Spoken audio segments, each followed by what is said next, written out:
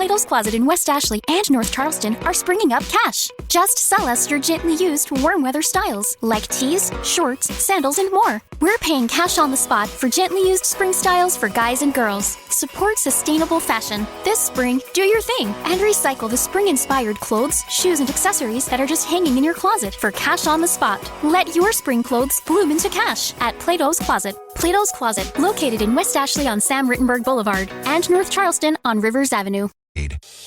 Plato's Closet in West Ashley and North Charleston are springing up cash. Just sell us your gently used warm weather styles like tees, shorts, sandals, and more. We're paying cash on the spot for gently used spring styles for guys and girls. Support sustainable fashion. This spring, do your thing and recycle the spring-inspired clothes, shoes, and accessories that are just hanging in your closet for cash on the spot. Let your spring clothes bloom into cash at Plato's Closet. Plato's Closet, located in West Ashley on Sam Rittenberg Boulevard and North Charleston on Rivers Avenue. Following program are pre-recorded. Talk of the Town on Super Talk 1270. Super Talk 1270. I'm Steve Bach along with Tom Briggle of Bismarck Bobcats joining us. And Tom, boy, what a great weekend last weekend against Aberdeen. Kind of a tale of two games.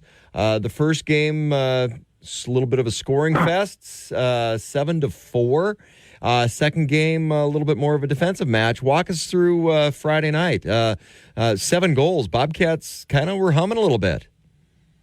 Well, we were humming, although, it's like our barn. It's hard to play in. And so the first period, we put up 3 goals, and we led 3-1. But then second period, they tied it up at 3. So it was kind of a back and forth affair. The momentum swinging, but we think we're the better team, and over time, then it prevailed, and so we kind of took it to them in the third period and scored 4, and I think over the weekend we had 12 boys get points. That's a good thing because obviously everyone feels important, right? Well, it wasn't quite the showing of the Minnesota Wild the other night, but that was one of the craziest hockey games I've ever seen in my life. But the Bobcats, 7 goals. That's a good night. 7 goals is a good night because goal scoring has been a little bit tricky for us, and so it felt good to kind of break that barrier. And then, like you said, Saturday was a different game, for sure.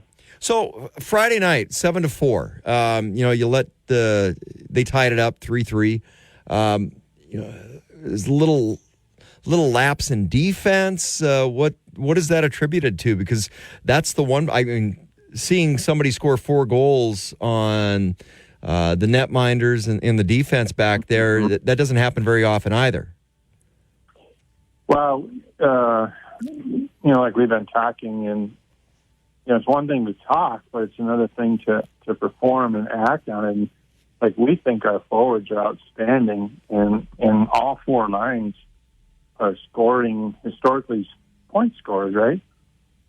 Well, in the third period, I think the boys had just had enough, and they were moving the puck so well, really well, and getting those open shots where you get a little motion. And that thing, like we talked about, they learned to win different ways. There were dirty goals, like they're going to the net, and that makes a big difference too. So, they just wanted it more on Friday, and the outcome was awesome. And of course, it shut down their fans a little bit, and we hate that, right? Puck luck matters, doesn't it? And sometimes those dirty goals, and I have always said this, shoot the puck, because 80-85% of goals are scored off of rebounds, a little traffic out front. They're not always pretty, and nor should they be. Those dirty goals, they matter. They go up on the scoreboard too, and sometimes those gritty goals, I like to call them gritty, not dirty, but gritty goals. Sometimes they spark a team a little bit. Oh, without a doubt, because you got a guy up there take the pick, but Patty Johnson, he probably gets more gritty goals than anybody because he's built like a fire hydrant, right? And he's really hard to move, and he's not afraid to go into those places for sure. And so you get a tip, or you get a rebound, and there was plenty of that going on. But honestly, I guess as I think back on Friday, most of them were skill goals, And those are the goals this team, like it's great to get the gritty goals, like you said, you'll take it. But they were moving the puck well, and they were hitting open nets too. And that's how this team, in my opinion, is gonna move forward, because we're very, very skilled. Saturday night, entirely different game, 2-1, a little bit more of a defensive struggle. The defense stepped up, but again, the goal scoring wasn't there. How do you explain that when you're looking at you put up 7 goals one night and only managed 2 the next night when you're the superior team? Yeah, they had they swapped up goalies, and that can make a difference, right? Fire up a team a little bit. So their goalie was Kokendorfer, and we had Clayton Knapp in there. And this Kokendorfer, he's just a good. All 4 goalies on these teams are really good, but this Kokendorfer, I think he's like 6'5". He's a big boy, and so he moves pretty well. And the boys certainly had chances, but he was up to the task, and so he played really well. And it was just a gridlock kind of game. And, we were ahead 1-0, and, part of our goal, nasty as hockey teams are, is part of our goal is to not allow them to throw the teddy bears. It was teddy bear night, and I say that kind of tongue in cheek, but when you're up 1-0, we love charity as much as anyone, but you can take the Bears without scoring. And so, come the third period, they scored, of course, and the Teddy Bears flew, and that's all fine, particularly because at the end of the game we came out on top. But it was a gritty game Saturday. I mean, Aberdeen's a tough team and a good team. We think we're the better team, but we've got 6 more games against them. They're on our heels, so we just need to keep finding ways to win differently. Like Lane always says, we are definitely finding ways to win. So we got another 4 points. They did get a point, but we got 4. It makes a big difference. Well, you've got Aberdeen coming to our barn tonight and tomorrow night. We'll talk about that when we come back from the break. We're talking to Tom Briggle, owner of the Bismarck Bobcats. This is Talk of the Town on Super Talk 1270. Super Talk. Plato's Closet in West Ashley and North Charleston are springing up cash. Just sell us your gently used warm weather styles like tees, shorts, sandals, and more. We're paying cash on the spot for gently used spring styles for guys and girls. Support sustainable fashion. This spring, do your thing and recycle the spring-inspired clothes, shoes, and accessories that are just hanging in your closet for cash on the spot. Let your spring clothes bloom into cash at Plato's Closet. Plato's Closet, located in West Ashley on Sam Rittenberg Boulevard and North Charleston on Rivers Avenue. 70. Talk of the Town on Super Talk 1270. Super Talk 1270, you're tuned to Talk of the Town. I'm Steve Biden, along with Tom Briggle, owner of the Bismarck Bobcats. And the Bobcats, after a 7-4 win on last Friday night and a 2-1 win last Saturday night down in Aberdeen, now they're coming here. Of course, Super Talk 1270, the home of the Bismarck Bobcats. You can catch every game home and away right here on Super Talk 1270. And now they're coming to our barn. And I know Aberdeen's a little bit difficult place to play. Great weekend. You picked up all the points. Now they're coming here. Like you said, we've got them, 6 more times this year. So Aberdeen's going to go a long way determining how the conference breaks out. But coming up tonight in our barn, it's going to be a pretty good game. What are you expecting from Aberdeen after they just got swept down in their rink? Of course, the onus on them is going to be try to return the favor up here. When VFW, that's a hard place to do that. Yeah, absolutely. So people, opposing teams, they love playing in our barn because it's crazy, but they don't like playing in our barn to win. But Aberdeen's a good team, and they're gritty, and so I expect what's going to happen is we're going to have to fend them off because they're going to be like spitting bullets, right? And the first period, they're going to come out hard, and we're just going to have to maintain ourselves. We'll come out hard too, but they've got a little more work to do.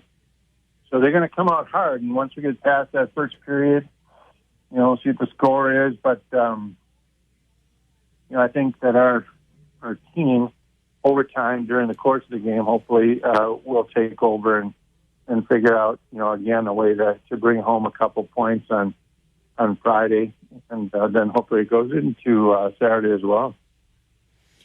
All right, so, of course, a big home rink advantage at the VFW, and the fans are absolutely rabid. And part of the reason they are is because, well, there's a show to be had and a lot of entertainment. So Friday night, you got a little special something for the fans.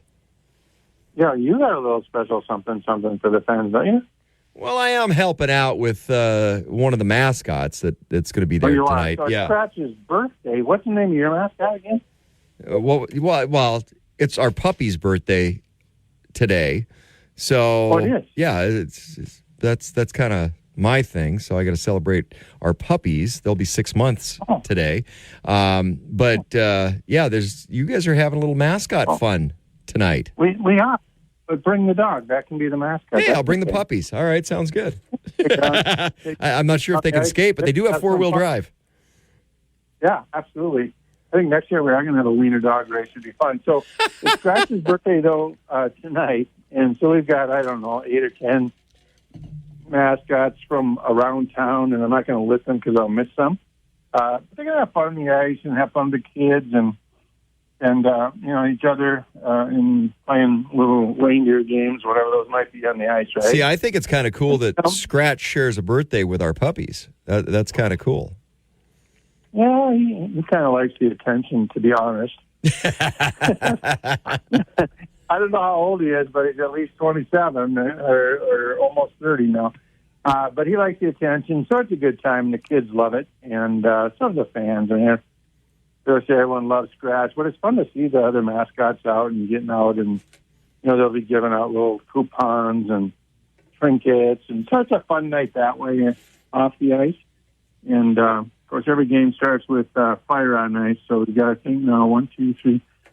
I think got 6 flames going off on Friday for the intros, and I think the fans kind of like that too. So the show is good. But the hockey's even better. The hockey's even better. So we've got Scratch's birthday coming up tonight and mascot night. So there's going to be a ton of mascots out there. So tonight's a great night to bring the kids and go check out the Bobcats game. Now, coming up tomorrow night, you got more fun. Yeah, tomorrow night it's fun and it's different in the sense that Kevin Ressler and his crew over at Farmers Union Insurance, they've kind of built programs across the state at various levels. In fact, states, because they made a bunch of acquisitions in South Dakota. So at Aberdeen last week, Kevin was actually down there, and they were giving out, these free jerseys. I use the word free because you get them free, but you need to. There's a cause. We're trying to feed people that don't have food. So you can bring 3 non-perishable goods before the game. You can come up about whatever time, 6:30, 6:15. Give them Great Harvest, I think it's called. It has some pallets up there, and just put your food in the boxes and take home your jersey, and then or you can give $10 if you forget the food and you got a 10 spot. You can just give it to the cause too, and so we've been really successful over time. And Kevin and Farmers Union, like I said, they're doing it in Minot this Friday. They do it with Larks. They do it with the baseball. They've done a tremendous job. I'm so darn pleased to be part of it. Getting a lot of food. It's phenomenal, really. So bring them up and get a free jersey. What's wrong with that? Nothing. Yeah, first 750 fans? Yes, sir. Yep. And they got youth and they got adults. So, but come up early and make sure to get a shot at it. There'll probably 1,500 people there. So when I want to come up early and get your jersey, bring some food. So 3 non-perishable food items or $10, and you get to go home with a great jersey and help out a great cause. Absolutely. Without a doubt. Just one of the many ways the Bobcats give back to the community. So, Tom, thank you for you and your staff and what Lane does and Brad. I don't want to talk about Brad because Brad gets a big head, but he does an okay job, too. I'll give you another example just quickly. I know we'll probably get to the end of the segment, but so last week we're down in Aberdeen, right? And we pull in about 2:30 in the morning on Sunday, and from 3 until, I think, 6 or 2 till 5, the Bobcats are all on the ice skating with little kids at the VFW. And so, these kids, they care, and, it's a lot. it's a lot, but they're out there and they were willing to give, and Park and Rec put on. And so we do what we can, and it's just great to have great partners that help us do what we can do too, for sure. Great way to get back to the community. Don't forget, tonight it's mascot night, Scratch's birthday, and we won't divulge how old Scratch is because I don't think divulging Scratch's birthday is. I don't think Scratch would like that. I don't know, but he's old enough, right? Scratch is old enough. Yeah, he's old enough to drink beer, but has no way to do it. That's outstanding. That's probably a lie, by the way. Great night to bring the kids. If you want to go check out all the mascots, there's going to be a ton of them there. Make sure you stop by the Bismarck Bobcats, VFW Arena tonight. And then coming up tomorrow night, Saturday night, a very special night, Jersey night with Farmers Union as they're helping raise food. Just 3 non-perishable food items or $10 to the first 750 fans that are in the door. And it's going to be a packed house all weekend as the Bobcats are making their home stretch run. As far as tickets, where are you at on tickets? I think we've got about 300 left for each of the 2 nights. But those will be gone. They'll be gone. We've been selling out, and so I expect that it'll be similar. Congratulations to the high school boys that are down in Fargo, right? And I don't want to offend the locals, but Dickinson midgets, like little Cinderella, right? Tell you what, after our local teams didn't have a shot at winning the WDA. I kind of felt good for Dickinson because it's been like 24 years since they'd been there and won, and I'm like, good for them. It's about growing hockey in central and western North Dakota, and that's always a good thing. So seeing some of these other programs, I think that would be better is if it was Mandan, but I think Dickinson has turned into Kansas City this week. They haven't slept. A lot of excitement over in that town. For state. So, Tom, always a pleasure, my friend. BismarckBobcats.com if you want tickets, or make sure you just call the Bobcats. Or if you don't have that app, download the Bismarck Bobcats app. That's always a great source for Bobcat information as well. Tom, best of luck this weekend. Thanks. Good luck to you. Good luck to the West, the WDA. All right, we'll see you tonight. This is Talk of the Town on Super Talk 1270. Your home of the Bismarck Bobcats. Catch all the games home and away right here on Super Talk 1270. News Talk. Plato's Closet in West Ashley and North Charleston are springing up cash. Just sell us your gently used warm weather styles like tees, shorts, sandals, and more. We're paying cash on the spot for gently used spring styles for guys and girls. Support sustainable fashion. This spring, do your thing and recycle the spring-inspired clothes, shoes, and accessories that are just hanging in your closet for cash on the spot. Let your spring clothes bloom into cash at Plato's Closet. Plato's Closet, located in West Ashley on Sam Rittenberg Boulevard and North Charleston on Rivers Avenue. Bismarck Mandan, Super Talk 1270. Welcome back to Talk of the Town on Super Talk 1270. Good Wednesday morning. You're tuned to Talk of the Town on Super Talk 1270. I'm Steve Bach, and coming up in just a little bit, we'll talk with Jason Spees at the bottom of the hour. And, of course, this is a Wattage Wednesday. Also, Sarah Stogner coming up next hour. Andy Ani, we're going to get to her as well, talking a little social media and how that pertains next hour. Also, Jake Milne. We're going to talk about some wind turbines and what that looks like with some of those assets when they're expired and what's in the landfills. We'll talk about that coming up at 10 o'clock. In the meantime, one of the big events that takes place around the Bismarck Mandan area, right down the road over in New Salem, North Dakota, it's ND Country Fest, and it is a great time. It's actually turned into a big event for not only the communities around New Salem, but the region as well. A lot of people travel for ND Country Fest because the lineup is absolutely great. Joining us from ND Country Fest, Luke Schaefer. Luke, how you doing, my friend? Hey, good, Steve. How are you doing? I'm doing great. I want to talk a little bit about the backstory because a lot of people had conversations for years and years and years about why is there not a an avenue for country music fans, because people basically from here and all over western North Dakota had to travel to WeFest. A lot of people were familiar with WeFest over Detroit Lakes, Minnesota, and it took a while. There were a few iterations of some different rock festivals and things around North Dakota, but nothing really stuck, and there wasn't anything for that country appetite that we've got here in North Dakota. And ND Country Fest comes along in New Salem, in the shadows of New Salem Sioux, and it is growing. And that is something that other festivals and other shows have not done. So what's the secret sauce? What's the formula? And give a little backstory on ND Country Fest and how we got it here in North Dakota. Well, the backstory is, right, like I grew up in Bismarck, right there, right in the backwoods of the old, of the area, excuse me. So it was growing up there, and all my friends are from there. My families are from Bismarck, Mandan area, and the whole state. I'm a St. Mary's grad, I'm an NDSU grad, all that good stuff. And, it was just one of those things, like, why do all of our people in North Dakota, why do they have to travel out for some great entertainment? And it was just one of those things, like, why can't this exist in North Dakota? And then it's like, where should we put it? Well, let's put it where the beacon off the interstate, right? The interstate's great. Everybody knows when they drive through North Dakota where the interstate is. And then they know where the cow is. So it's like, why not put it underneath Big Salem Sioux? Because even if you're from Washington, or if you're from Wisconsin, or if you're driving through, you're like, oh, yeah, I know where that big cow is.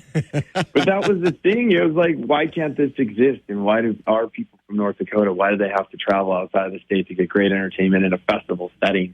And for sure, country music, it's country through and through.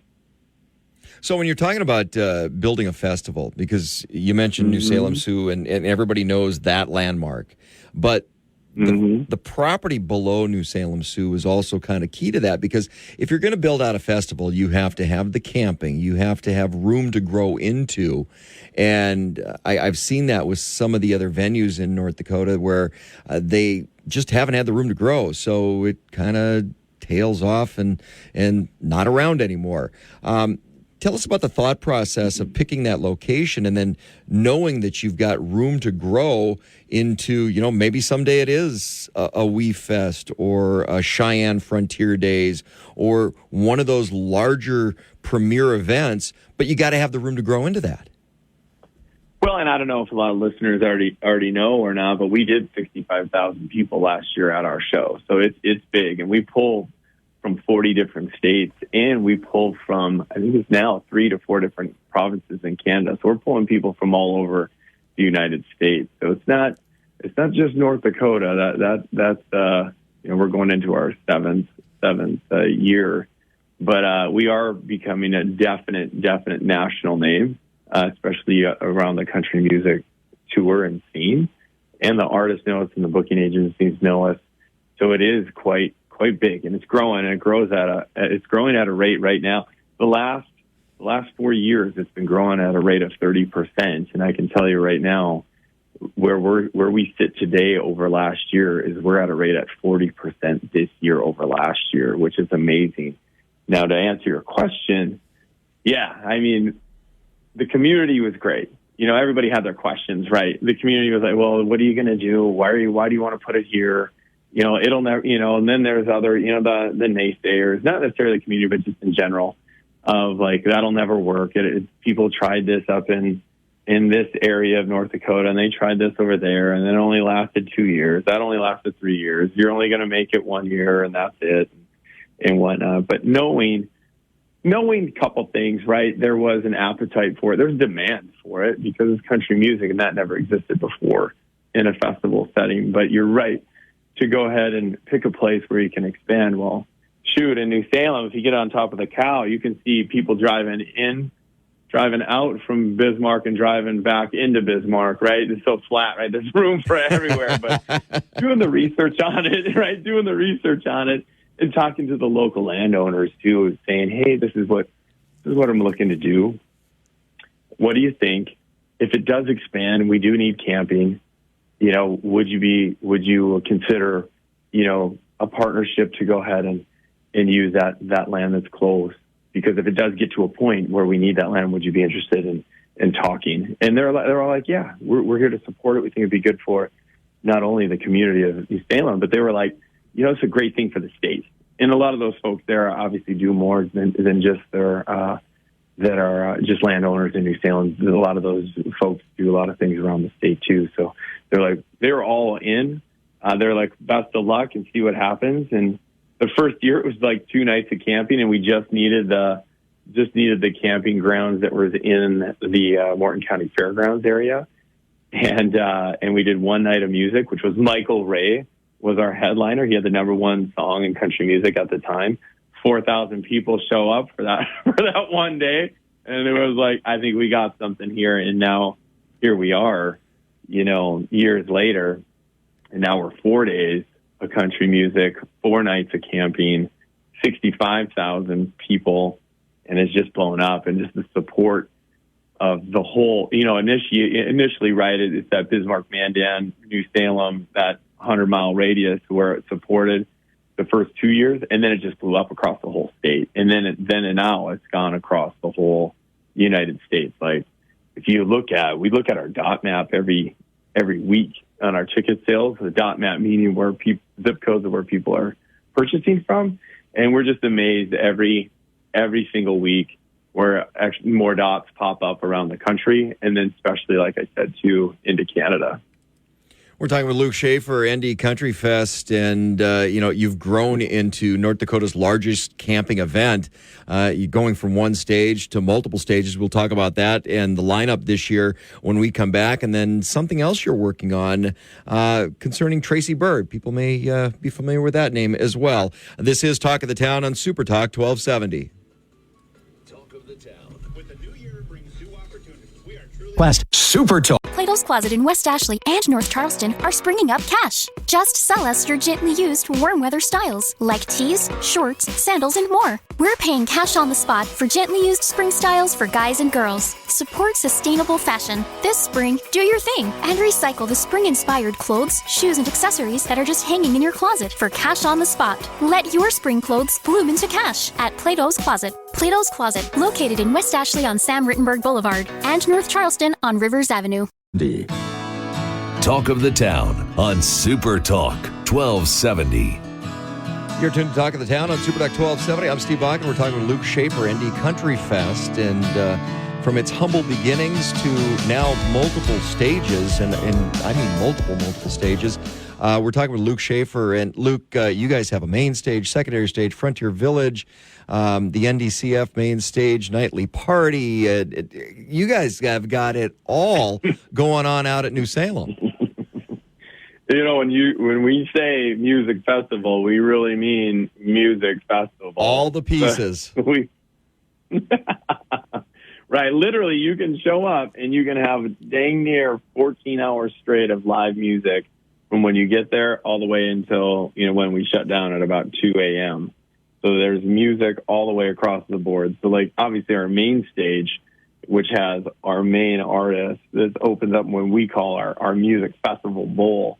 I mean, this year it's the biggest lineup we've ever had, you know, with Dierks Bentley, Riley Green, Michael Ray, Clint Black, Easton Corbin, Diamond Rio, Leroy Parnell, Pam Tillis, Ned Ledoux, the War Hippies.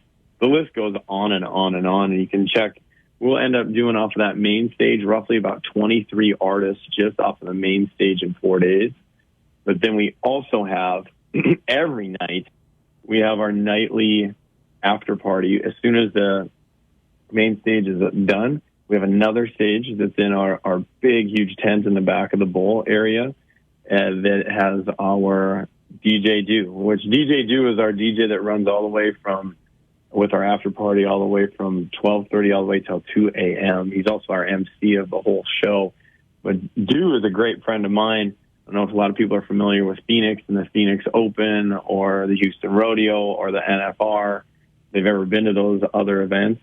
He's that guy. He's from Phoenix. Actually, he's from Tucson. He's a great friend, and he does a great job with our after parties and emceeing. So that takes you all the way till 2 a.m. but also there's another secondary stage where we do national artists, up-and-comers, every day from 1 o'clock to 4 o'clock. And there's a whole nother set of up-and-comer Nashville artists that play that stage for that hour, those hours. And then we have another stage that we call out in Frontier Village, which is in our Frontier Campground, which we're going to be, it's new this year to 2024, is what we call our Fest Day Live. A lot of our fans, they know that we do a lot of social media and social media lives, and we appreciate all of you guys watching those. But we're going to come to the crowd, in the crowd, on stage, right there in the village. We'll be doing all kind of interactions and with the music behind it out there on that stage too. So, 14 hours easy of music every single day, live music. Luke, that's one of the things with this festival, because you touch all the bases. Dierks Bentley, the big headliners, Clint Black, one of the staples when I first got into country music back in the 90s. And I remember when Clint Black used to rock, and he rocked hard. Pam Tillis, you cover the bases for absolutely everybody. And one of the things I am really excited about is that up-and-coming stage, because I used to work in some space with new artists, and that energy that comes from new artists that are just looking for the exposure, and they're not quite there yet. They haven't quite hit, but they're right on the cusp. And then the ability for fans to go, hey, I saw them before they were that big famous artist. It's like, I saw Taylor Swift before Taylor Swift was Taylor Swift. That's a cool part of that. You guys provide that. Exactly, and that's a great part of the experience for our folks. Like you said, I saw Taylor Swift, she was on the secondary stage at such and such, and we like it. We got a great lineup for that too. We haven't released it, but I'll give you one right now that we're going to put out there. Is Taylor Austin Dye. She's on our main stage too, but she'll be running the secondary stage one day. But she's a twist between Gretchen Wilson and Miranda Lambert in her voice and her stage presence. It's just a matter of time for her, and she has a great kind of country rock edge to her. And when you hear her and you see her live, it's like, oh, yeah, this is it. This is it. Just a matter of time, and that's fun because, too, like Steve, it's like when those secondary stages, you're right there. I mean, it doesn't get any more up and close and personal than that. And those are the ones you saw them before they were. It's a long way before ND Country Fest, but some of those ticket packages you guys have, and I know the camping goes fast as well, but the VIP weekend admissions, you're almost out of those. We are. There's literally less than 20 VIP weekend passes for the festival, and those go fast. And this is the fastest that's ever gone for us this year. Usually they have always sold out. Last 3 years they've sold out, but this is the soonest they have gone. So if you want to go VIP this year, definitely get on and ndcountryfest.com and grab those VIP tickets now. We still do have, a lot of people do ask about payment plans, and we do have that. So when you do go on our ticket site, instead of hitting buy tickets, hit reserve, and then it'll load it up into the payment plan for you. So what is that website? It's ndcountryfest.com, and just hit tickets, and then it'll take you right to it. Pretty simple. I wanted to give you a couple minutes to talk about something that you're kind of expanding into some other areas a little bit. Tell us about the Your Town tour. So the Your Town tour, just a quick history of that, was about in 2018. It is my partner in this is the other owner partner, Brandon Ralph. We were like, man, we have backgrounds of sports, sports and coaching and recruiting and playing and all that kind of stuff. And it was like, man, I think we need to go out and probably just go on, drive around and talk to people in all these small towns around North Dakota and let them know what ND Country Fest is about and what we do and what we're doing and what the future looks like, and ask them who they'd like to see at ND Country Fest, for as far as artists. So we jumped in a car and we made a map and we went around and we went to dang near the first year. We went to dang near every little small town, went to the cafes, went to the restaurants and the big towns, Bismarck, Fargo, Jamestown, Dickinson, all that kind of stuff. Handed out posters, handed out magnets, talked to everybody. And that was the first year, and it went so well. And then we video it with Facebook Lives all the way through. And all of a sudden there was people watching us and tracking us and meeting us at, hey, meet me at this cafe in New Leipzig or this place in Wishick, and so on and so on. And now that thing has grown to where now the second year that we had done it, we're like, we should do some concerts with it on some of these stops. But now that's grown to where now we have over like 2 million views and engagements on social media while we're driving around the whole state. But now we have 10 different, now it's grown not to just the North Dakota. We have 10 different concerts around the whole Midwest with the Your Town tour, and that headliner is with Tracy Byrd. And now we have 6 shows in North Dakota. We got 3 shows in South Dakota. We got 1 show in Omaha, Nebraska, and then we have 1 show in Wyoming. And then now there's other venues in other states, especially Colorado, that we had talked about earlier about that offline. But it was we'll probably expand into Colorado and possibly Arizona in 2025. So this thing, it gets us out there. We go in and we put these shows on. We're in front of these communities.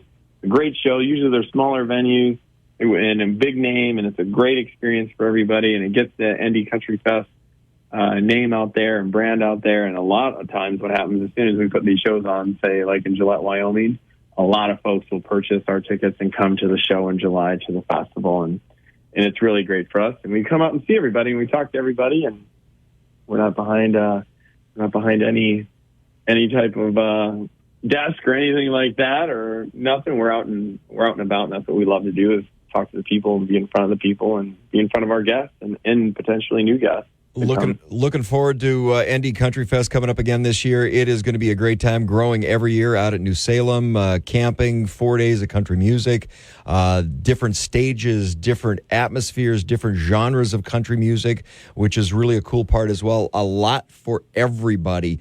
Also, the Your Town tour with Tracy Byrd. I'm looking forward to seeing if you got a little watermelon crawl in you. All day long. All day long. We watermelon crawling all across the Midwest.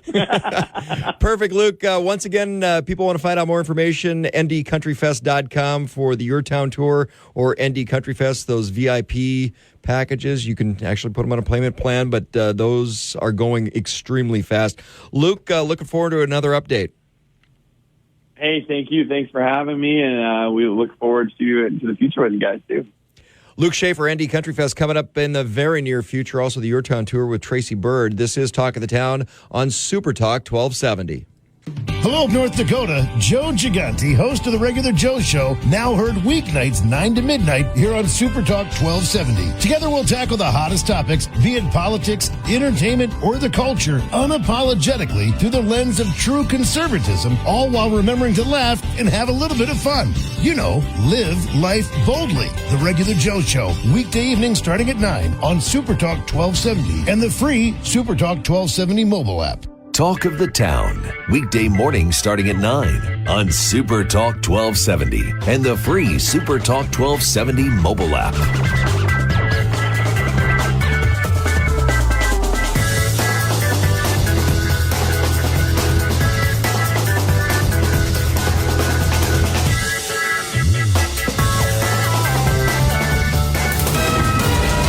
KLXX AM, Mandan, Bismarck, a Town Square media station, broadcasting from the View Community Credit Union Studios.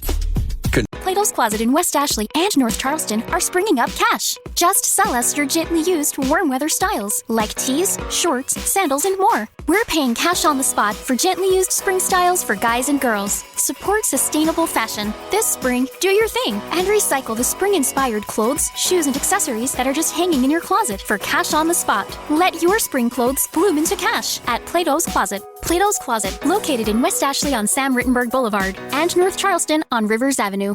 Without apology, The Regular Joe Show with Joe Gigante. Weekday evenings at 9 on Super Talk 1270 and the free Super Talk 1270 mobile app.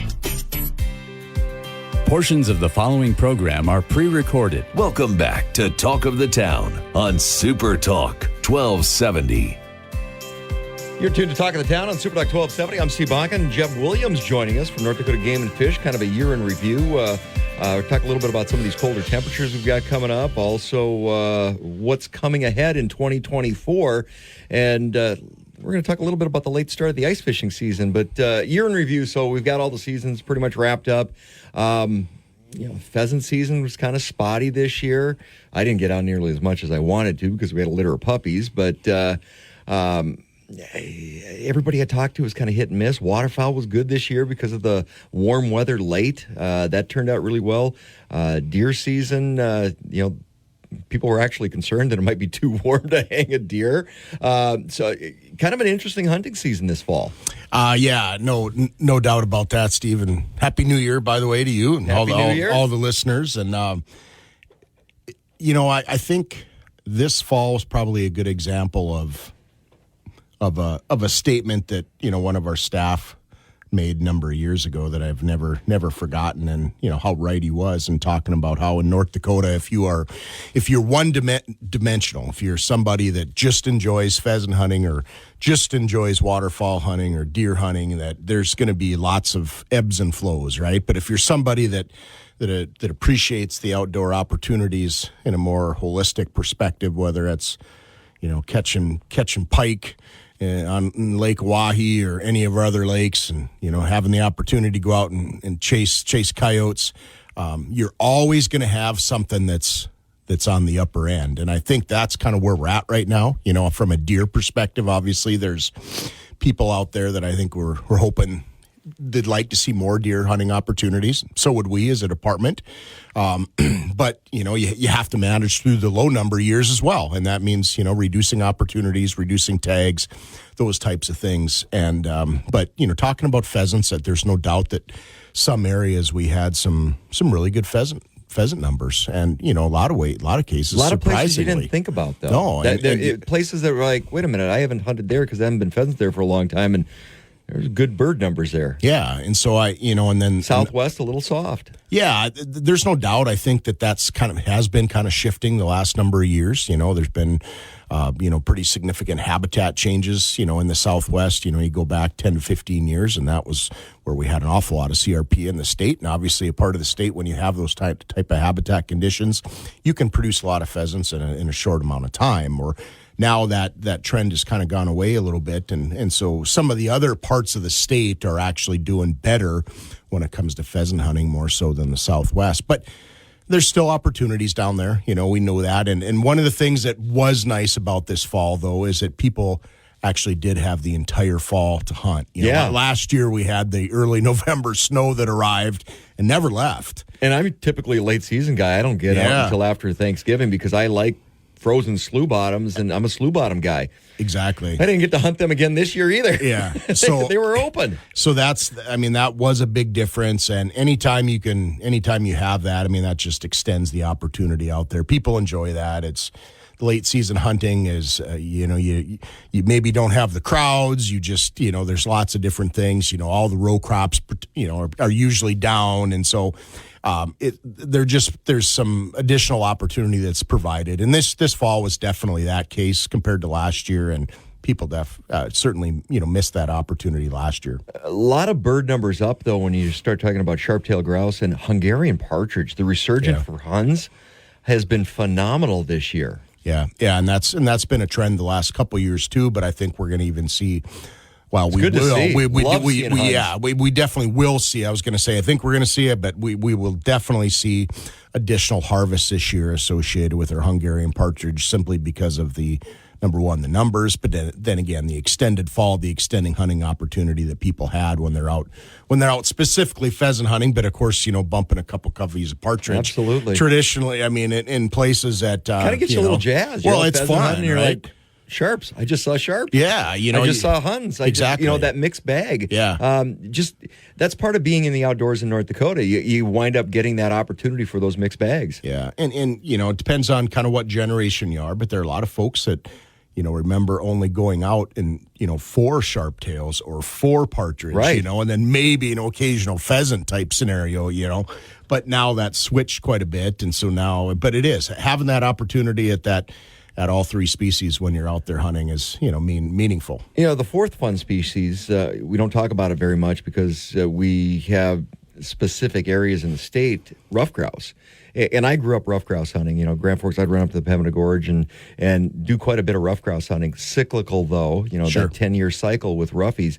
What were those numbers like this year? Yeah, I mean, our rough grouse numbers in North Dakota, like you said, are cyclical, but, being the area that they're in and the, a pretty specific area. I mean, we don't have, certainly what we would say is abundant rough grouse numbers, and but there are years certainly where they're better than others, and for folks up there that want to go seek that opportunity, it is there. Some years is just going to be a little better or a little worse than others, but there is those opportunities up there, and we get a lot of folks that do enjoy that, and that quick hitting opportunity, walking those trails in the in the Turtle Mountain areas, those different types of things, and then having that kind of quick hitting opportunity with rough grouse opportunity is definitely something different that, especially coming from a prairie landscape, prairie opportunity in the majority portions of North Dakota. So definitely a different, unique perspective for folks that like the grouse species. We're talking with Jeb Williams, North Dakota Game and Fish. A little update of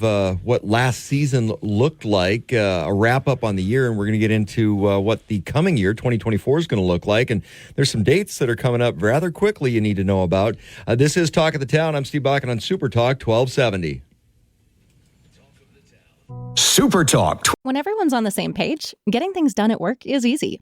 Make a bigger impact at work with Grammarly. Grammarly is your secure AI writing partner that allows your team to make their point and move faster. You can even save time by going from spending hours editing drafts to just seconds. Join the 96% of Grammarly users that say it helps them craft more impactful writing. Sign up and download Grammarly for free at grammarly.com/podcast. That's grammarly.com/podcast.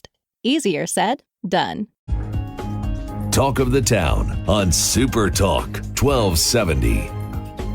You're tuned to Talk of the Town on Super Talk 1270. I'm Steve Bakken. We're talking with Jeb Williams, North Dakota Game and Fish. Year in review from last hunting season. We talked upland game. We're going to get into waterfowl here in a couple minutes, but I wanted to finish up on the big three. Of course, we talked a little bit about deer, but moose and elk and bighorn, always fan favorites, partly because the license is so hard to get. I mean, although it seems like I know people that put in for 30-some years and haven't gotten that once-in-a-lifetime draw yet, and they'll have a spouse or somebody puts in for the first time, and boom. It's funny how that works. Luck of the draw. luck of the draw, right? It's a true lottery, and so, everybody has the same opportunity. And one of the things that, I always... people that hear this and have heard me talk about this before, they probably roll their eyes because they know I always like to talk about this. But if a person does want to significantly increase your odds of success, you need to put in for a cow elk or a cow moose. That, I mean, it literally turns into a coin flip, and sometimes even more odds in your favor of drawing than not drawing. And now I totally get it and understand it that everybody wants to shoot a bull moose or a bull elk in North Dakota, right? Especially when you've got bull elk in North Dakota that are world record class bull elk. But it's just one of those things that, like I said, I totally understand everybody, and myself included, would love to shoot a bull elk or bull moose in North Dakota, but the odds are just not in your favor of ever drawing that license. See, I do that all the time, and I used to go to Colorado elk hunting all the time, and I would put in for my preference points for a couple of trophy zones that I like to hunt in, and if I wasn't going for those trophy zones just to accrue points, I was putting in for a cow. Herd cows are bigger, and the meat's a little better, I think, but I wanted the elk every year. Yeah. If you're looking for, it's about getting in the outdoors and the thrill of that hunt, whether it's got horns or not. But if you want to do the hunt, put in for that cow. Moose, we have got such an incredible moose population in North Dakota that I don't think people to the eastern part of the state really understand the numbers of moose. We may have more moose than Minnesota right now after they had that little disease run through.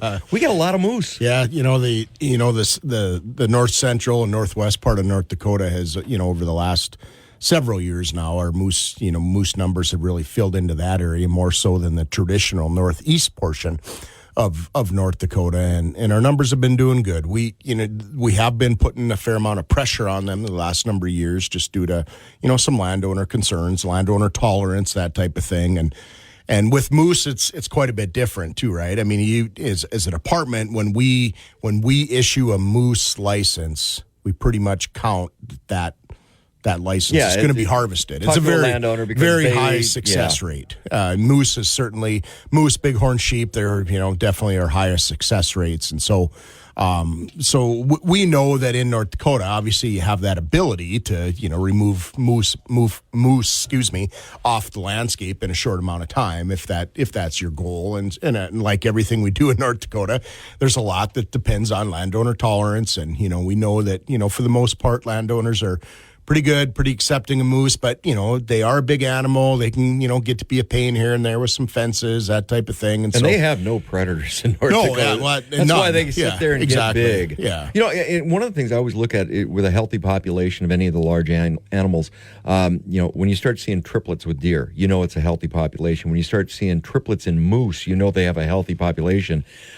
I'll run into moose out pheasant hunting, and more often than not, it's triplets over twins, and I never see a single.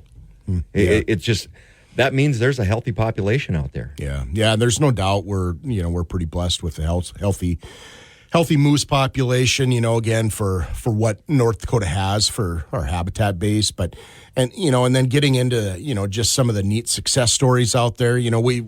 As a department, we don't get into the record book type stuff, Steve. I mean, we all look at, somebody that gets a moose license. I mean, But take that hat off, and now you're an avid outdoorsman, Jeb, and you kind of look at that, right? Well, for sure. Everybody has an interest in that, and there are some neat success stories with that where people have taken some real magnificent animals, and this year was no exception with that. It was a good year this year. It was definitely a good year. Some really exceptional moose and elk taken in North Dakota, and we've really been working to there's especially like with elk. Elk traditionally kind of western part of the state. Over the last number of years, in the Standing Rock area, we've worked with Standing Rock Sioux tribe and a number of landowners in that area with an elk population down there. Well, then now in the northeast part of the state, Turtle Mountains, Pembina Gorge. I mean, obviously there's always been some elk in that area, but really expanding up in that area as well. And so really been working with a lot of folks up there and trying to get some additional hunting access for hunters that draw those once-in-a-lifetime licenses, while also trying to assist those landowners that are experiencing maybe some higher populations within the localized area. But the result of that population growth has been, some really magnificent, mature bull elk. And you also have the Canadian border up there, which challenges things, and Provincial Park right across the border where there's no hunting allowed. And so those elk are certainly growing on that side of the border, but then not recognizing a international boundary. They come and go across the border just as you would expect they would, and so that creates some challenges for us. I do deer hunting down on the South Dakota border, down in southwestern North Dakota, and they know the border. They also know the calendar as well. So because South Dakota's a little later than North Dakota, they know. Bighorn. Yeah, so we're pretty excited about our bighorn sheep population right now. We're about a record high when it comes to that, and some really nice mature rams, which of course is the goal, to remove those nice mature rams out of the population, and that's where the licenses go to. And so this last year we had a total of 6 licenses, and all nice, really nice mature rams that were taken during the hunting season. And we're getting closer to. I did a presentation here the other day with a state tribal relations committee that the legislature puts on. Of course, in the interim, and they met in Newtown, and with MHA sponsoring that meeting, and had the opportunity to talk and acknowledge and thank the partnership we had with MHA as far as reintroducing bighorn sheep back, to MHA Nation lands in 2020.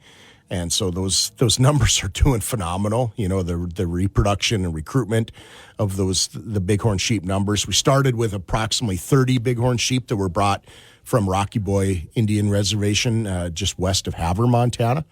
Nice partnership with them too to bring those into North Dakota. And so what started about 30, now we're getting close to 85 to 90 total sheep in that area. So again, reproduction has been really good. Recruitment has been really good. Not only seeing that reproduction, but making sure they stay within that population. And so that's the key, obviously, to the population growth, and just a phenomenal resource for people to be able to view. We get so many comments and pictures sent to us from people fishing Lake Sakakawea and seeing the bighorn sheep on the steep bluffs, cool. and while they're fishing, and so they're just a critter that people really enjoy seeing. And so, with such a limited population, trying to grow that population in limited licenses, how much of a facilitator does Game and Fish act as? Because, there's certain animals you want culled out. I mean, do you work with the hunting parties to manage that and go, we need that older ram gone? Or is it just, okay, here's your license, go out and hunt? Work very closely with each one of them, because again, we feel good about the population that we have, but if somebody just blindly draws a bighorn sheep license, I mean, it's still a little bit of a needle in a haystack, right? And so, number one, you're wanting to work with them, let them know, where these sheep are spending a lot of time. We're not taking and pinpointing, saying, hey, shoot this one, that type of thing. But please take the big one. Well, there's no doubt. I mean, that, that is the goal of it, is that, you try to educate people the best possible, saying, hey, the mature rams are the ones that we want to remove from the population. Now, it's not a exact requirement. Nobody's going to get a ticket if they don't, but yet, 99% of the time people do. But that's the management side of it. So. Yeah, exactly. Working with the hunters, and North Dakota Game and Fish Executive Director Jeb Williams. This is Talk of the Town on Super Talk 1270. Plato's Closet in West Ashley and North Charleston are springing up cash. Just sell us your gently used warm weather styles like tees, shorts, sandals, and more. We're paying cash on the spot for gently used spring styles for guys and girls. Support sustainable fashion. This spring, do your thing and recycle the spring-inspired clothes, shoes, and accessories that are just hanging in your closet for cash on the spot. Let your spring clothes bloom into cash at Plato's Closet. Plato's Closet, located in West Ashley on Sam Rittenberg Boulevard and North Charleston on Rivers Avenue. The Talk of the Town on Super Talk 1270. You're tuned to Talk of the Town on Super Talk 1270. I'm Steve Bynum, along with Jeb Williams, North Dakota Game and Fish Executive Director. And we had a pretty good fishing season this last year, open water fishing. We're going to get to ice here in just a little bit. But, wow. I didn't need bait. You just threw the hook in, and you wound up with a really nice walleye. Yeah, I mean, honestly, Steve, backing up too. I mean, you go back 3, 4, 5, even beyond that, and it seemed like every year you're kind of saying to yourself, you're like, gosh, can it get better? Well, it has. It has continued to get better and better. And what we're seeing in some of our data, of course, it's collected throughout the open water fishing season, is that it's going to go down on record as the best walleye season in North Dakota open water fishing season. And some big fish came out too. I mean, just the abundance of fish, and of course we always talk about our big three. We talked about our big three hunting wise a little bit ago, but the big three lakes, North Dakota, Devil's Lake, Oahe, and Sakakawea, obviously put out a lot of that. But our prairie lakes, from all corners of the state, have been very, very productive these last number of years, too. There's a lot of little hunting holes around North Dakota that people don't go, whoa, wait a minute, there's some nice fish in here. Yeah, and it's so nice just due to the fact that, one of the things that majority of people anyway, that like so much when they like to go out fishing, they like, obviously, the space, right? They don't like crowds. They don't like long lines, those types of things. So anytime we can have more opportunity like we had, like, say, in 2023 and even past that, it just spreads people out, right? Well, and the opportunities at the prairie lakes, because you used to think about that little slough bottom that turned into a lake that, there's some pretty good pan fishing in there, or perch fishing. And those opportunities have expanded because now they're a good walleye lake or a good northern lake, good bass lake. The opportunities from what do I want to go fish for today? They're out there. Yeah. Yeah, no, a person doesn't have to look very far. And that's I always say this too, is it's so nice, as a kid that grew up in Beach, North Dakota, where Lake Sakakawea was not right in my backyard, but fishing opportunities are still really, you might have been a little closer to Fort Peck. Yeah, for sure. And so, but the fishing opportunities are just important to, a kid growing up there, as they are, if you grew up in Garrison, you just have a little better opportunity if you grew up in Garrison, as far as that, the big lake experience goes. But so it's just nice being able to see the opportunities given to the public all across the state with these smaller prairie lakes where you don't have to travel as far, to some of those bigger destinations. Well, let's talk a little bit about the big three, and actually I'll say 3.5 because we'll come back to the Missouri River here.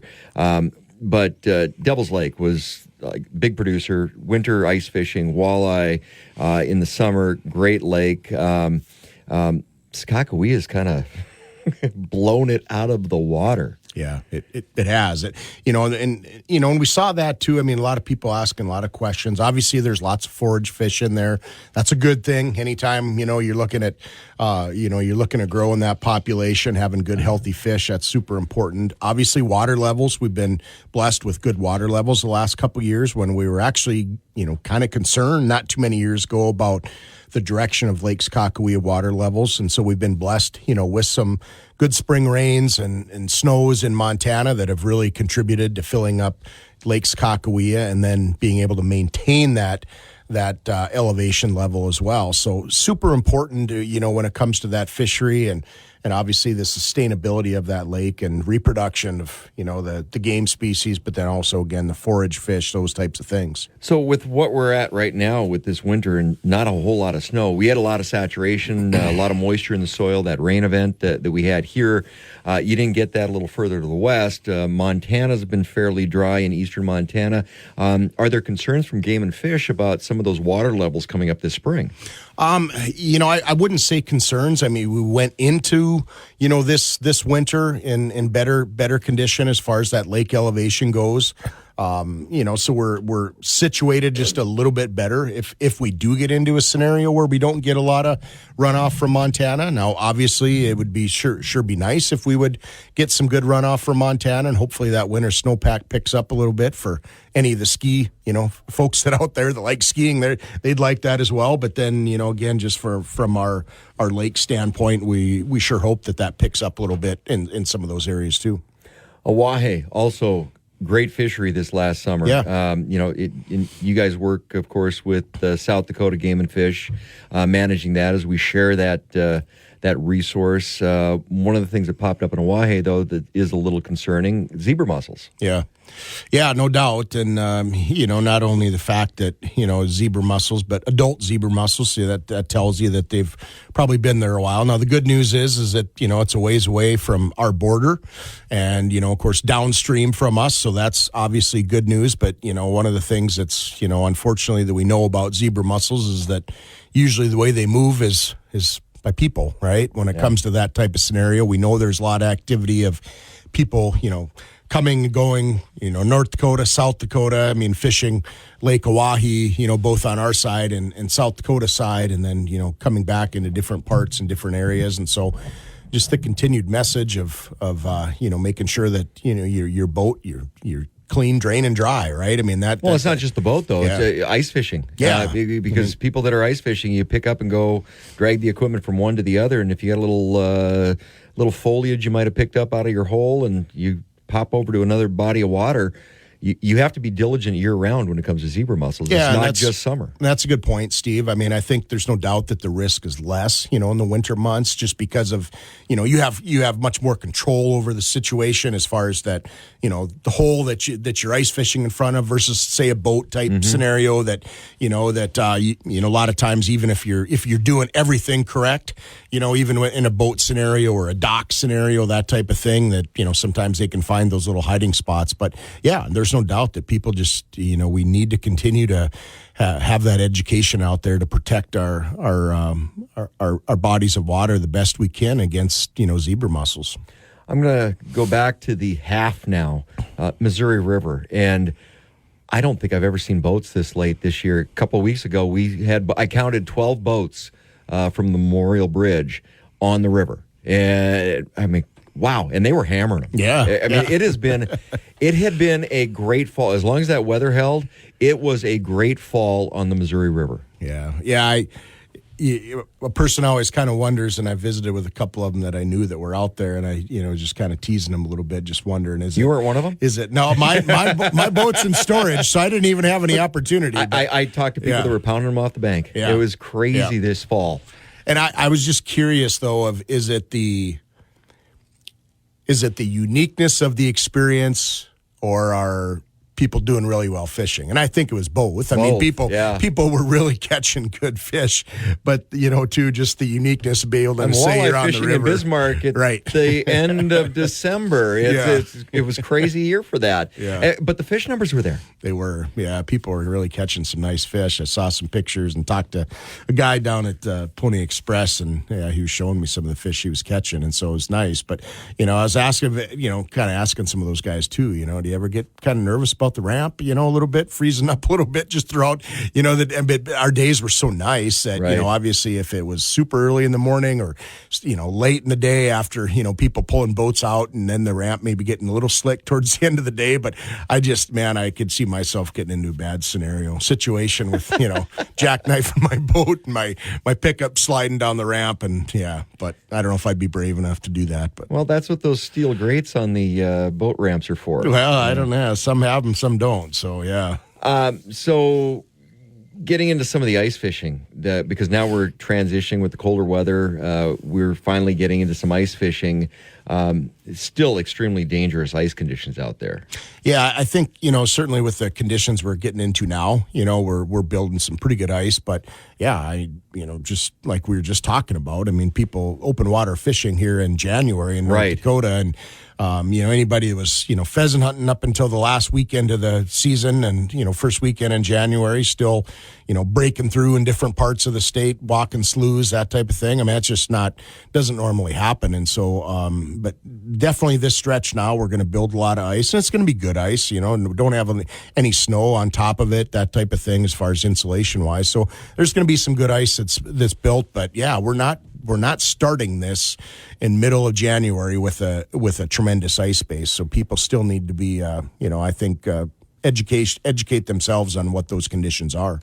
Just going back to the open water real quickly, though. So pretty good opportunity to catch a new state record walleye in Bismarck Mandan coming up next spring. Well, I think where we're at in our fisheries scenario, I think that opportunity exists every spring now. Might be out there, folks. Yeah. We're talking with Jeb Williams, North Dakota Game and Fish. We're going to talk ice fishing when we come back from the break. This is Talk of the Town on Super Talk 1270. Request. Super Talk 1270. Welcome back to Talk of the Town on Super Talk 1270. You're tuned to Talk of the Town on Super Talk 1270. I'm Steve Buying along with Jeb Williams, North Dakota Game and Fish Director. And, I want to finish up a little bit on some of the ice right now, ice conditions. Because of the warm weather we've had, may look okay, but don't trust it.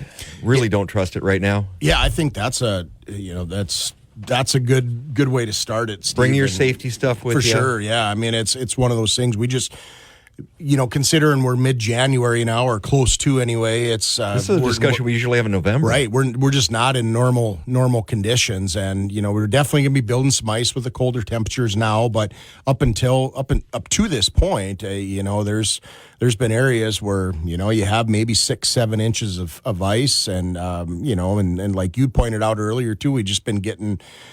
so much melting, and, then building a little bit of ice, but then melting again, that doesn't make strong ice. And so it's just, there's just been a lot of inconsistency. And so, where people are going to be venturing out a little bit more now, moving forward, the ice is definitely going to be building some, but I think just an extra reminder out there is always a good thing especially when we're in a year like this. Safety first, bring your safety equipment, let people know where you're going, what time you're going to be back, all of that good safety protocol. I want to get into 2024 opening dates. You've got some dates coming up. Spring Turkey, of course, that's the first one on the docket. It is, yeah. We, the Spring Turkey Proclamation is has been submitted to the governor, and the recommendation is to increase on the number of licenses, and so that'll be coming out here fairly soon. But you're right, that's the first one, and we hope to have those the application online here right around the 18th, 19th of January, somewhere around there, and then after that, some of the season, the tentative opening dates for that is April 13th, and then of course our opening dates that we have put forward for our 2024 season all on our website. But deer and deer bow season August 30th, and dove the standard September 1st, youth deer September 13th, and then after that we have just a kind of a march of our upland game seasons, which open up every consecutive weekend, and waterfall season. So September, October there pretty much have every weekend there's an opening season going on. So anybody interested in our tentative open dates, just jump on our website and check it out, and make sure to get it marked on your calendar. One of the things with the website, you guys have really done a really good job with the electronic postings of things. That information has been phenomenal, the mapping and everything. Fill us in a little bit about where that program is. Yeah, so it's continues to grow. We've seen growth every year. There's approximately, this year was right around 9 million acres posted electronically. To me, the most important stat that is really important to point out is that landowners that are signing up electronically, posting their property. Of course, by law, they don't have to put a phone number on that, but there is an option to do that. And this year, 58% of those individuals did put a phone number on there, which hunters really, really appreciate. And, if you can have that connectivity there, if somebody's willing to put their phone number out there, that generally means that they're probably at least willing to give you, at least willing to visit with you, and might not work out for that particular weekend, but, who knows, it might be another weekend. So again, just increasing the communication between those two parties is key, and, lots of opportunities to continue to make electronic posting better. And I think there's ways that we can continue to do that. But, so far, I think everybody's been fairly comfortable with the electronic posting system. Bottom line, it comes back to landowner relations. Get out there and be a good steward of the land. The landowner is. The farmer, the rancher, very good stewards of the land. As a hunter, being able to utilize those opportunities, be very grateful for that as well. But the phone number piece is, I find that the best part, because I was a little sad when phone numbers didn't have to be on the posted signs anymore. And it made it a little harder to keep up some of those relationships or build those relationships. But that's really the key to hunting opportunities here in North Dakota. Well, it is, and again, a person has some options in North Dakota. I mean, there is some public land in North Dakota, whether it be true public land or whether it be our plots program or private land open to sportsmen. But, the majority of the landscape in North Dakota is privately owned. And if a person is going to have the hunting experience and opportunities in North Dakota, you're going to need to form those relationships with private landowners to really expand that base. That's the majority of the land in North Dakota. And those hunting opportunities really starts with the kids. So take a kid hunting, take a kid fishing, but that starts with hunter education classes. And you guys are always looking for instructors. We are, yeah. And anytime if there's somebody interested in becoming a hunter ed instructor, really encourage them to contact us and talk to them. It's a mentor program as well, to where they can learn under an existing hunter ed instructor and become comfortable with the instruction part and the class, all those types of things. And just a very rewarding program, for those individuals that like to volunteer and like to volunteer with something they feel very passionate about. And that's, of course, instructing our future hunters about the right and wrong ways of going about your business. And this is really the time of the year where you need to be thinking about that, whether you've got a youngster that's getting into hunting. What are the criteria? You have to be 12 years old. Correct. And then you got to get the kids into those classes, because those classes sometimes are a little bit full. Yeah. So there's a couple key things on that, is that, there are opportunities for people to sign up for our text alerts when classes become available, because they do fill up fast. But this is the time of year when you need to be looking into that. And so if your child is turning 12 during the calendar year, they are eligible then, for a class. So if they're 11 right now, but are, turning 12 in November, they can get into a class, right now. And so be looking for that. If your child does need hunter education and you want to get them through that, now's the time to start looking. We have all of our courses offered on our website under online classes and opportunities there. But then you can also get some text alerts to become aware of the classes. And then as far as instructors, same thing. Just go on the North Dakota Game and Fish website. Absolutely. There'll be a contact spot if you're interested in becoming a Game and Fish Department volunteer instructor, and we'll walk you through that process. And if you haven't downloaded the app for the North Dakota Game and Fish, do that. How do people get all that information? Yeah, all on our website. Our app is we have about 40,000 people that have signed up on our app now within about 6-7 months. So we think that's a good data point. And quickly, the website? ndgf.gov. ndgf.gov. Yeah. Jeb Williams, North Dakota Game and Fish. This is Talk of the Town on Super Talk 1270.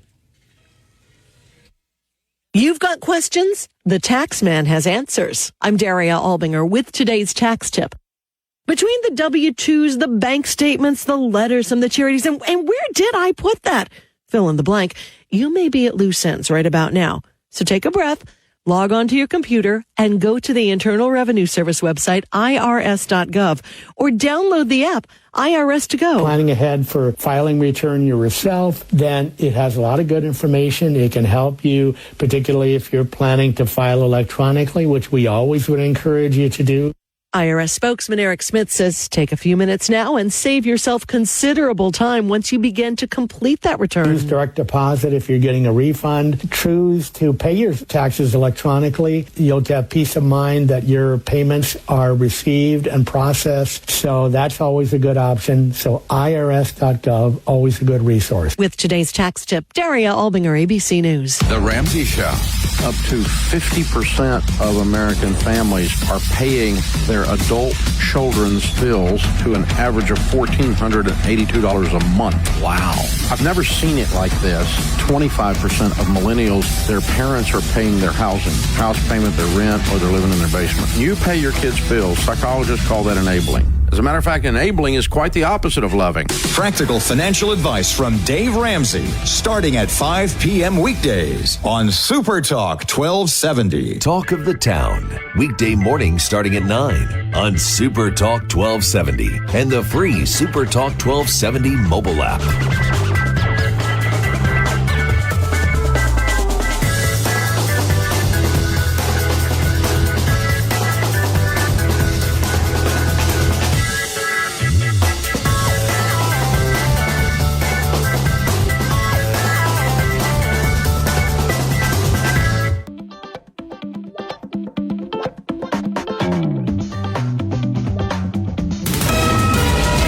KLXX Mandan Bismarck, a Town Square media station, broadcasting from the View Community Credit Union Studio.